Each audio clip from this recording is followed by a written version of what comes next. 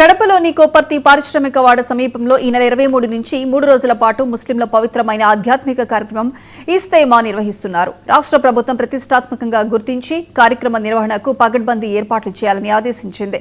ఏర్పాట్లను రాష్ట్ర మైనార్టీ సంక్షేమ శాఖ మంత్రి ఎన్ఎండి ఫారూక్, జిల్లా ఇన్ఛార్జ్ మంత్రి ఎస్ సవిత, రవాణా శాఖ మంత్రి మండిపల్లి రాంప్రసాద్ రెడ్డి తదితరులు పరిశీలించారు. ఈ సందర్భంగా మంత్రులు ఫారూక్, సవిత మీడియాతో మాట్లాడారు. దేశ విదేశాల నుంచి తరలివచ్చే ముస్లింల కోసం 350 ఎకరాల విస్తీర్ణంలో కట్టుదిట్టమైన ఏర్పాట్లు చేస్తున్నామని చెప్పారు.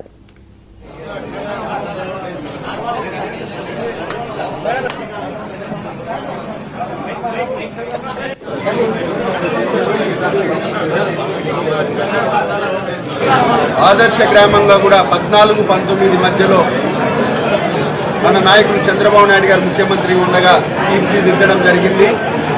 అదేవిధంగా ఈరోజు 2024లో చంద్రబాబు నాయుడు గారు 4వసారి ముఖ్యమంత్రి అయిన తర్వాత, చిన్నాయన 4వసారి ఎమ్మెల్యే అయిన తర్వాత జమ్నోడు నియోజకవర్గం అభివృద్ధి పదంలో నడుస్తూ ఉంది. ఆ అభివృద్ధి